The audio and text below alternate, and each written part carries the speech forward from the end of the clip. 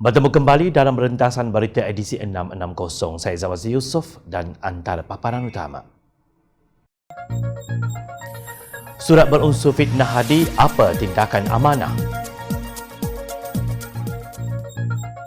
Makcik Kia kata biar papa, asalkan Melayu.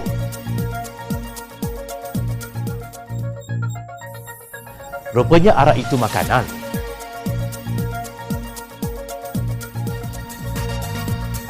Mungkinkah ini kerajaan mewah?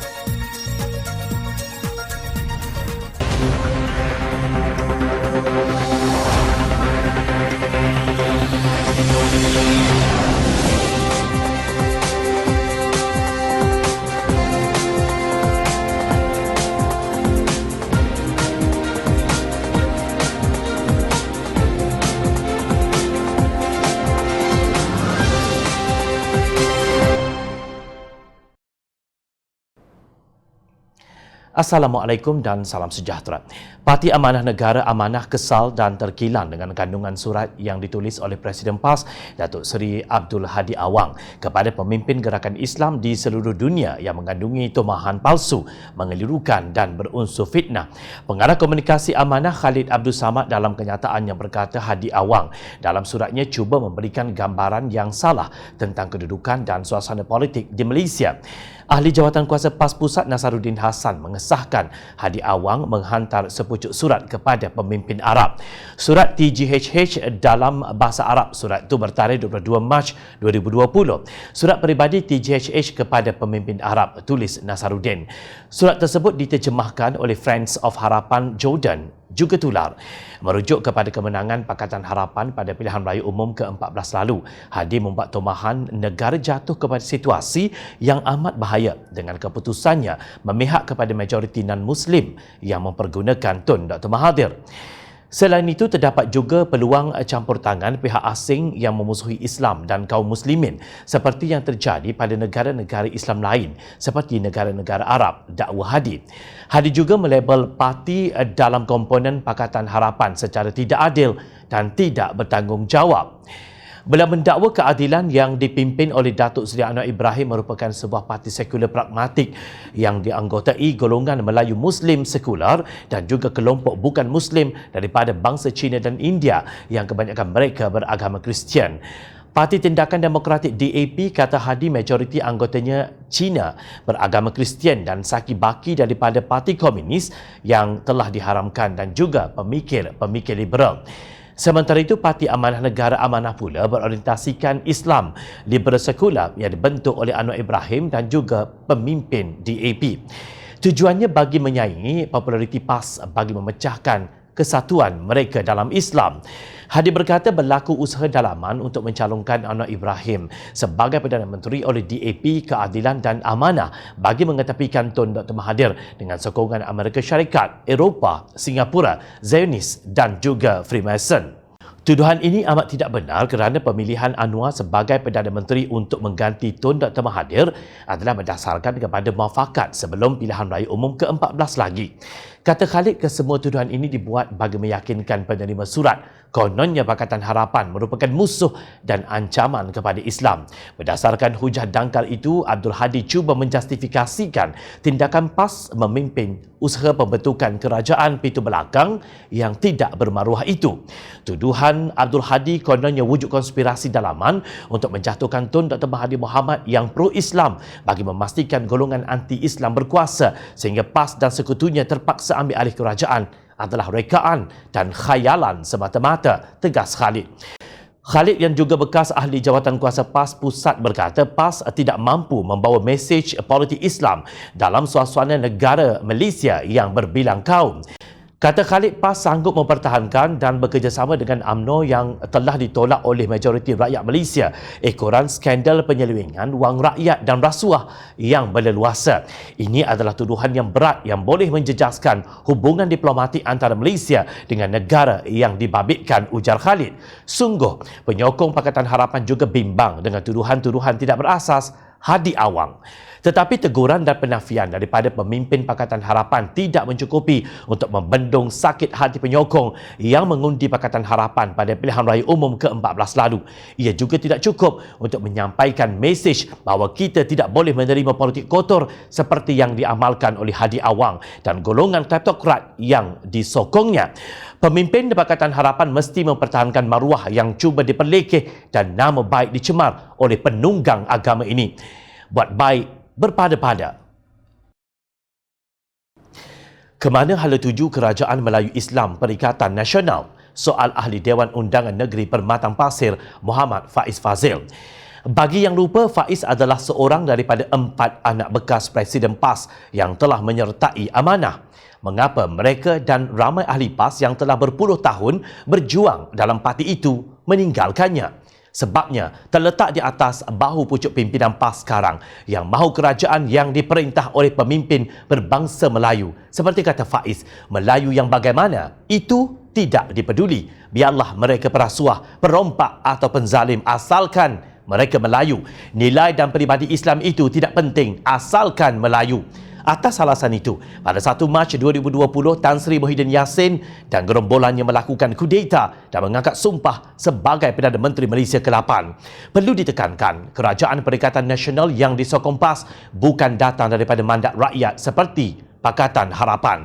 Ia sebuah kerajaan yang ditentukan oleh sokongan ahli parlimen yang mahukan kuasa tanpa mempedulikan semangat demokrasi dan perlembagaan persekutuan. Hakikatnya, Kerajaan Perikatan Nasional tiada bendera dan manifesto, ujar Faiz. Menurut ahli jawatan kuasa amanah nasional itu, rakyat dikhayalkan seolah-olah lupa dosa rasuah dan rompakan duit rakyat berbilion ringgit pemimpin UMNO. Inilah pengkhianatan yang gagal difahami oleh sesetengah tokoh agama, tegas Faiz. Menurut beliau, orang Melayu lupa bahawa kerajaan tidak menentukan siapa ke syurga atau siapa pula ke neraka. Yang menentukan syurga neraka adalah amalan sendiri. Sejarah empayar Islam jatuh kerana pemimpin yang korup dan zalim. Jelas, garis sebuah kerajaan adalah keadilan. Jika Kerajaan Perikatan Nasional tidak dibentuk atas garis keadilan, apa yang boleh diharapkan dasar pentadbirannya? Kata Faiz, sikap tidak jujur UMNO PAS ini tersalah apabila membisu dengan kenyataan Presiden MCA Datuk Seri Wee Ka Siong yang tidak mahu Kerajaan Perikatan Nasional dianggap sebagai kerajaan Melayu Islam. Bukankah sebelum ini mereka lantang meracuni rakyat? Namun, belang sebenar dapat dilihat apabila tertubuhnya Kerajaan Perikatan Nasional. Mereka takut kepada sebuah parti Cina yang hanya ada 2 ahli parlimen. Sekali lagi, orang Melayu ditipu. Ini belum lagi dibincangkan soal hukum hudud, RUU 355, LGBT, kilang kasbek dan pusat judi genting. Sikap jujur ada pada Pakatan Harapan tetapi bukan pada Perikatan Nasional. Islam dan Melayu tetap terjamin di bawah perlembagaan persekutuan. Kata Faiz, Menteri-Menteri Perikatan Nasional dilihat tidak serius dan kompeten menyelesaikan isu rakyat. Ekonomi tidak bergerak dan kebuluran mula menjadi, namun tiada langkah konkret diambil. Petani dan nelayan merungut hasil mereka terbuang. Rantaian bekalan makanan terganggu, teruk tanpa pelan pemulihan. Perniagaan kecil sederhana PKS yang menguasai 98% perniagaan negara telah tidak dirangsang. Hampir kebanyakan PKS ini tauke dan pekerjanya daripada orang Melayu Islam. Menteri Perikatan Nasional bila muncul di khalayak pun seperti pelawak. Ada yang sudah lari masuk gua, menutup akaun Twitter dan ada yang berubah menjadi kartun sidirnya. Hidup orang Melayu semakin susah hari ini, tetapi Makcik Kiah tetap berkata biar apa-apa asalkan Melayu. Malangnya Kerajaan Melayu Islam dilihat tidak berfungsi hari ini. Di manakah Islam sebagai penyelesai? Kemana hilang suara Islam PAS? Sampai bila orang Melayu boleh berpegang kepada frasa apa sahaja asalkan Melayu? Kemana hala tuju Kerajaan Melayu Islam Perikatan Nasional? Semua persoalan yang dilontar oleh Faiz itu tiada jawapan. Kerana jika diambil manifesto satu parti pun seperti mana PAS janji hapuskan PTPTN, PAS pasti mungkir janji. Walau 100 kali pun kita mengeluh, tidak kedengaran ucapan tahniah daripada negara luar mahupun gerakan Islam antarabangsa. Sungguh memang senyap sunyi. Yang kedengaran hanyalah bunyi pasaran saham yang merudum teruk dan ringgit yang jatuh dan tidak dapat bangun lagi. Inikah harga yang harus dibayar oleh Makcik Kiah untuk menyokong kerajaan yang kononnya Melayu Islam?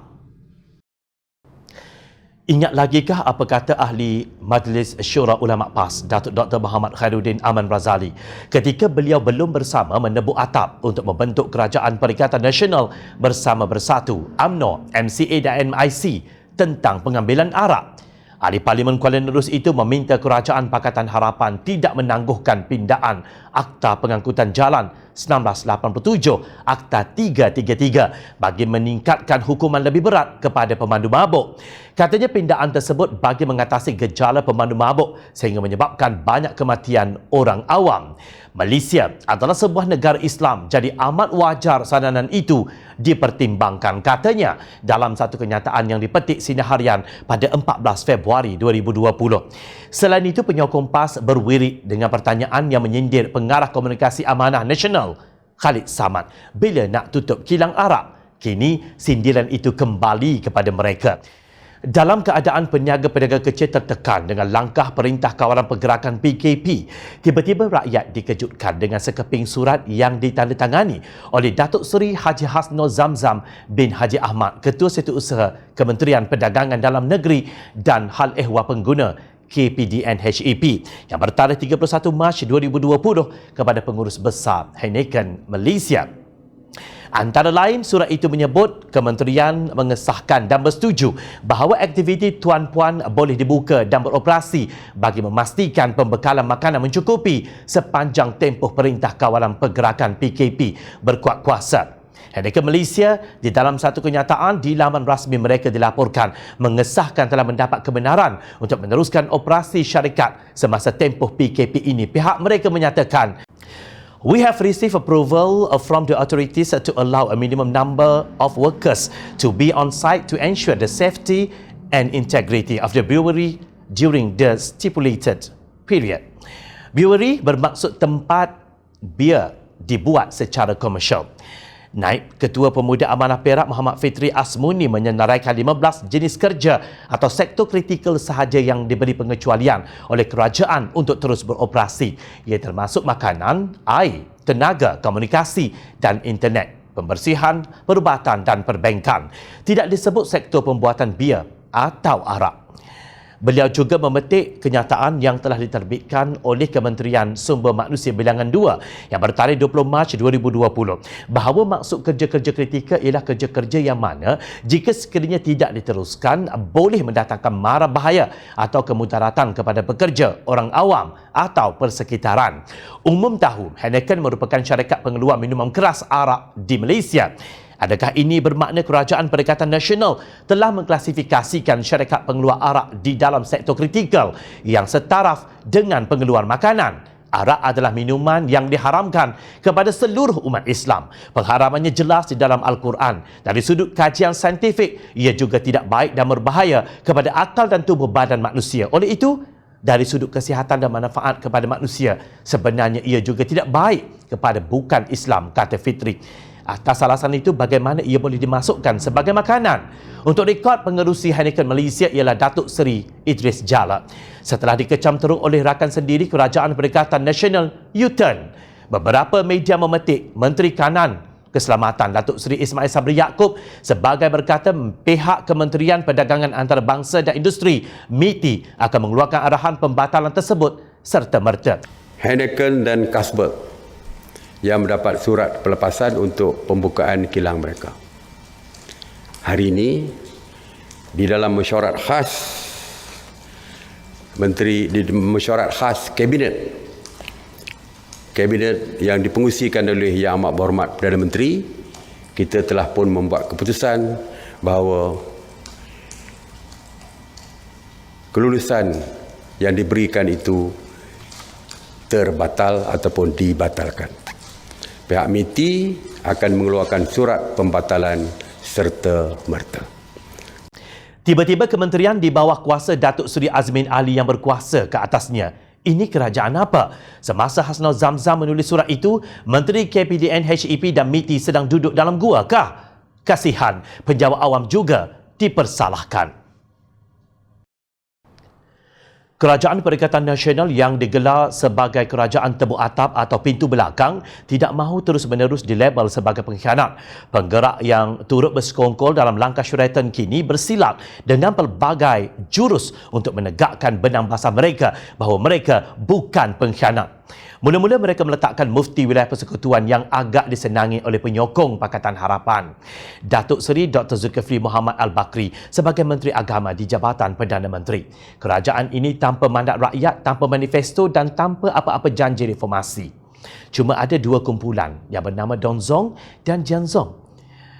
Kedengaran kononnya mahu membuat reformasi dalam pendidikan negara. Timbalan Menteri Pendidikan 1, Senator Datuk Dr. Mah Hang Sun, dilaporkan berkata pihaknya akan bekerjasama dengan Kementerian Pendidikan Malaysia, KPM, dan gabungan itu untuk menggerakkan reformasi pendidikan.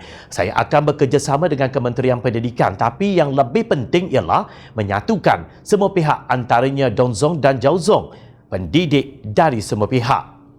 Untuk bersama-sama saya bekerja keras membantu saya menggerakkan reformasi pendidikan, katanya seperti dilaporkan di stesen televisyen NTV7. Kelakar, kumpulan yang menolak pengenalan tulisan Jawi bagi tahun 4 sekolah vernacular kononnya mahu mereformasi pendidikan negara. PAS pula senyap sunyi di atas kenyataan itu. Sebaliknya, selepas pelantikan Zulkifli sebagai Menteri Agama, nampaknya daki pengkhianatan itu tidak tanggal daripada baju mereka walaupun sudah ramai menteri dan timbalan menteri yang memakai jubah. Justru Presiden PAS mengabaikan keangkuhan MCA yang 100% ahli parlimennya, iaitu 2 orang duduk dalam Kabinet Malaysia. Beliau menulis surat kepada Gerakan Islam Sedunia mengumpat keji pemimpin Pakatan Harapan. Kewujudan surat itu diakui oleh Naib Presiden PAS, Datuk Muhammad Amar Abdullah. Soal dosa memfitnah ditolak tepi sahaja, bagai tidak pernah berlaku. Kemudian tampil pula Mufti Perlis, Datuk Dr. Muhammad Asri Zainul Abidin mempertahankan kerajaan pintu belakang atau tebuk atap ini. Katanya tiada pemimpin mahupun rakyat yang boleh dituduh sebagai pengkhianat kerana mengiktiraf kerajaan sekarang disebabkan mereka tidak terikat dengan janji sebelum ini. Adapun saya dan majoriti rakyat tidak pernah terlibat dengan perjanjian atau ikrar antara orang-orang politik. Itu urusan mereka. Majoriti rakyat tidak terbabit dengan perjanjian menfaraidkan kuasa antara orang-orang berkaitan, kata Asri. Amat mudah sekali beliau melepaskan gerombolan Perikatan Nasional daripada dosa kerana mungkir janji. Ini kerana Kerajaan Perikatan Nasional sekarang kononnya tiada kena-mengena dengan janji Tun Dr. Mahathir Mohamad dengan pemimpin-pemimpin Pakatan Harapan yang mahukan Anwar sebagai pengganti beliau. Asli lupa agaknya. Janji itu dimeterai oleh Presiden parti-parti dalam gabungan Pakatan Harapan, termasuk Perdana Menteri sekarang, Tan Sri Muhyiddin Yassin. Tidakkah itu mungkir janji? Tidak perlu jadi mufti atau hafal ribuan hadis untuk mengetahui janji mesti ditepati. Muhyiddin Yassin telah mengkhianati janji itu. Noktah. Tiada mana-mana pemimpin Pakatan Harapan yang mempertikaikan yang di-Pertuan Agong. Kita hanya menuntut sila tunjukkan nama-nama ahli parlimen yang dikatakan menyokong langkah syaratan ini. Malangnya, hingga sekarang, senarai nama ahli parlimen menyokong Muhyiddin itu tidak muncul. Mereka jadi menteri dan timbalan menteri juga tidak muncul di khayal ramai. Jika ada yang sesekali tampil pula, mereka menjadi bahan sendaan netizen kerana tindakan yang melucukan. Contohnya, menukar nama Kementerian Alam Sekitar dan Air menjadi Ministry of Environment and Water dengan singkatan MEWA. Malangnya MEWA bermaksud bingung atau bodoh dalam bahasa Kelantan. Nampak macam serasi pula singkatan itu dengan tindakan mereka setakat ini. Teruskan layari kami di Jom Channel untuk mendapatkan berita politik tanah air. Saya Zawazi Yusof, terima kasih atas perhatian anda. Assalamualaikum, salam sejahtera. Jumpa lagi.